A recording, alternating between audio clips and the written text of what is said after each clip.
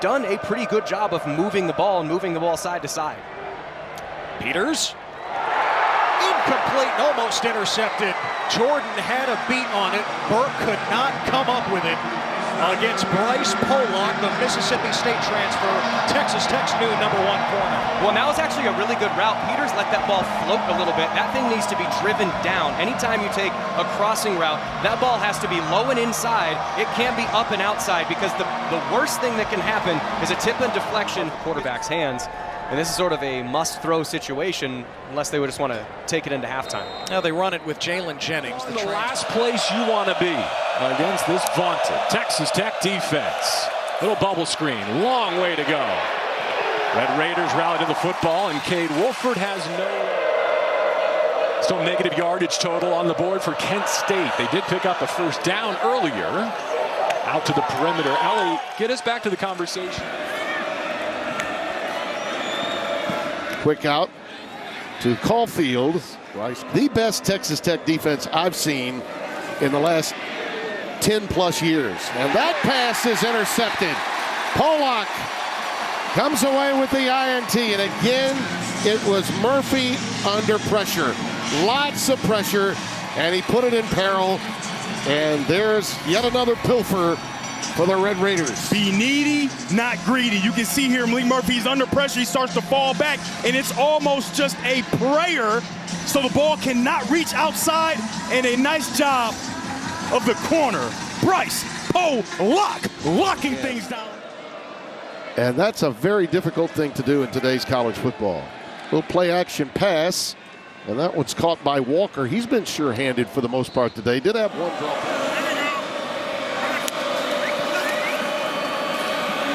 Murphy rifles it, and it's caught. It's David Wells. And that trend has continued. They go empty here for Malik Murphy on 2nd and 10. Quick out to the sidelines to Wells. Magnificent, well-traveled. Auburn, USC, Georgia Tech. Trent Walker, that conversion. Hankerson, the Colorado transfer. The lone setback, and Murphy plays a little play action with him. And while rolling out, finds on a crossing pattern, Taz Reddick the game for the first time. Murphy. He threw that one where he shouldn't have, and it's intercepted. Taken out of the air by Brice Pollock again. That's his second of the day. Well, that just had, that was a Twilight Zone throw there. I don't know where that one came from. I mean, they say defensive backs can't catch. And I say you need to pay attention, number 14 in red, Brice Pollock. He's having himself with a forced fumble today. 2nd down and 5. Dampier steps into his throw. Down the sideline, incomplete. And this time it's Jackson Benny. That catch. 3rd down and 5 at the 42. Big play here. Here's Dampier. Over the middle. Caught first down. Dampier in trouble. Dampier's got to get it away. Reverses. Uses his feline quickness. Dampier sets. Threw it into double coverage. And it's picked off. Wow, Brice Pollock. Another turnover. That's 5 in the first half between the two teams. 3 by Utah. And this one just ill-advised. He cannot make this throw. Did a beautiful job getting himself outside the pocket, but then just kind of heaves the ball down the field. Never saw the safety. Brice Pollock has been outstanding so far today. Again, transferred in from Mississippi State. Last year he had 72 tackles, 10 offensive line all day long. 3rd down and 4 at the 7. Quick strike, far side, and another loss. That defense versus giving them half a field if they miss. 2nd down and 6. Far side, caught Parker, and he'll pick up a first down. That's right. That's exactly right. 2nd and 8 at the 24. Dampier underneath. 2nd and 7 at the 28. Play fake, Dampier out wide, and it's caught by due to injury. They shift him back to help protect. And Wickman in trouble again, escapes the pocket and throws to Thomas, incomplete. Thomas got lit up by Pollock as the ball arrived. 3rd down. We haven't mentioned Skylar Gill-Howard. The inside move, the quick hands, so good. He's been one of the more disruptive inside forces for Texas Tech. That quick pressure puts Connor Wigman on the move. Pressure coming from Texas Tech. And a launch into the end zone. Boy, a lot of hand fighting. No flag. Incomplete pass. Pollock there defensively. And so it's 4th down. When Pollock turned into the offensive player, it looked like that ball just up in the air. And as he gets in position to try to get his 4th interception of the season, you mentioned the hand fighting. With Jaquise Martin, who was the intended target. Jaquise Martin was all over Pollock there in the end zone. So 4th down. They have to pay attention to their keys. That was Cam Pickett in motion as Daniels releases over to the far side. They'll get a 1st down with Bowden. 2nd down. Pick up for a moment. Daniels whistles it wide, and he's got a 1st down, depending on the marker. He's going to miss a block. Okay, now what? Daniels pulls it and throws it, and that's right on target for a 1st down for Canty down to the 10. Pickett in motion. 3rd down. Whip it that way. It is dropped. It's Henderson. Incomplete. 4th down coming up. This is when your best players have to make their best plays, and right there, Emmanuel Henderson Jr., flat out drop. You're going to see Brice Pollock right here. Ball hits him in the hands. You got to make that catch. Jalen Daniels saying to himself, oh, we got to impact this offense. Just 3 incompletions all day for Daniels. He throws it for the tight end, Gruen, who's stacked up. He tries to get out of bounds. He's down at the 45. That's an interesting choice. They're going to take a breath. We're good. We're good. I saw it in your eyes, though, as we were breaking it down. You were like, that got to be a catch. Here comes pressure again. Daniels throws it far side for Canty one more time. And remodeled ASU offensive line has scrapped it in. Well, they run a game. They picked up height at the end of that game, and the throw is incomplete. Pollock with the tight coverage on Tyson to make it 4th down. Yeah, Pollock is their guy. Big corner, 6 foot. Again, best on best. 1-on-1 outside. Face up, not enough necessary guys. And that goes into tight coverage and incomplete. That was knocked out of the hands of McClain. It's an incomplete pass. 3rd down. Ben Roberts came off the edge there and just tried to muddy the picture there from Sam Levitt. I think there just missed the edge. You see Roberts, 13, and then 7, Jordan reacting back inside. And that's just it's a drop. 232 through the air for Levitt. And back to the air and off the edges. 2nd down. Pressure picked up. It is caught, and Tyson couldn't work his way upfield. 3. Arizona State on a 4th and 2 to decide the ball game right here. Levitt on the move. Levitt throws. It's caught by Tyson in open space. Tyson reverses. Really good recently. Avery Johnson on play action. There comes Bailey. He dodges him. Johnson keeps the eyes upfield. That's intercepted. Brice Pollock picks it off. Right back for Texas Tech. Wow, these guys are trading turnovers. That's his 4th this year. I hope you like turnovers, folks. Both of these guys throwing these balls into what feels like a defensive team meeting. And you're going to see it right here. Brice Pollock, Jace Brown falls down. Avery Johnson isn't even throwing that to Jace Brown. He's throwing it to the receiver who's coming across the formation, Jerron Bradley. But Pollock says, no, sir, ball's in the air. It's mine. Texas Tech balls. Announce their presence early.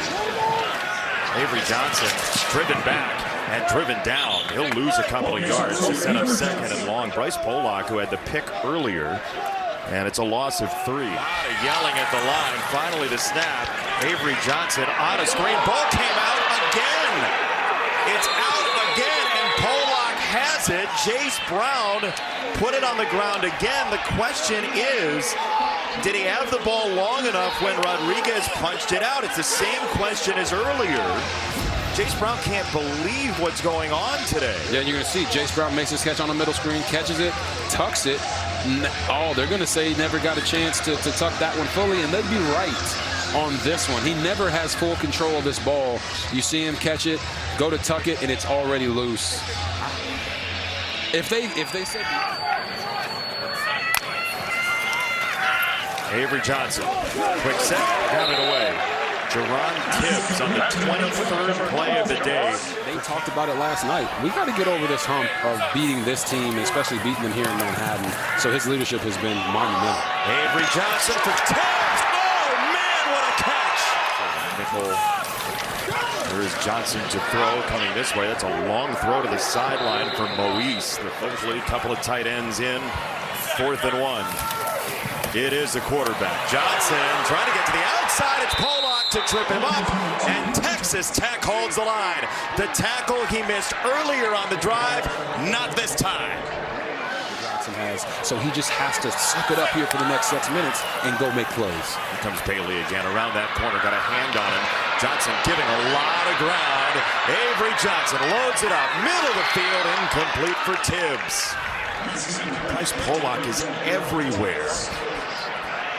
He really is. And you just asked me, like, hey, how do you defend against this? Watch, David Bailey leading the country in sacks, moves out of the way like he's not even there. These are plays that, as a defensive coordinator, you don't have an answer for. But look at that finish there at the end. They are going to hit him as much as they can, and this is where the rest of the K-State players have to step up. 2nd and 8 here to start the second quarter. Bachmeier, his second completion. Preston Rex, flag. Off the play fake, downfield shot, threw it into dangerous area. He's been trying to find Chase Roberts. Brice Pollock, the corner, broke it up. Yeah, and Pollock, I think, confused him because initially, watch this when he runs. It looks like he's going to get cleared out and play in man coverage. Watch him going. You think he's running with that receiver. Instead, he comes off of it and almost steps in front for that interception. So I don't blame Bear Bachmeier. That looked like man coverage. It looked like he was going to... Found the end zone of their last possession. Got to do it a few more times. Bachmeier zips it. Yeah, back to the promise that he once had. A promise that he set as a standard before leaving. Hajim Nadai in the backfield.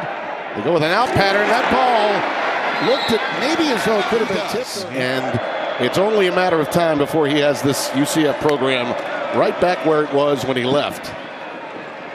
And on 1st down, Jaden Nixon gets it out for a couple of yards. Coach McGuire doesn't care, and they're going to continue to take their respect. Good news in that Taven Jackson is back on the field. Nice maneuver there. And Josh Arson continues, and well, she's got a great story to tell as well. Mountaineers have it, their second possession after the 3 and out. And Sam, already it's 3rd down and long. Yeah, it's unique. Everyone is following suit. 3rd down and long. Scotty Fox Jr. The dump off inside. And rumbling out of bounds is Jacob Barrett. It's the top run defense in the country. And the slant pattern incomplete. Cam Vaughn. He was finally targeted near the 20. Bowers the running back. Fox back to the air. And the pass is going to be intercepted right off the top of the turf. Brice Pollock. The ruling on the field is an interception. 1st down, Texas Tech. Transfer from Mississippi State.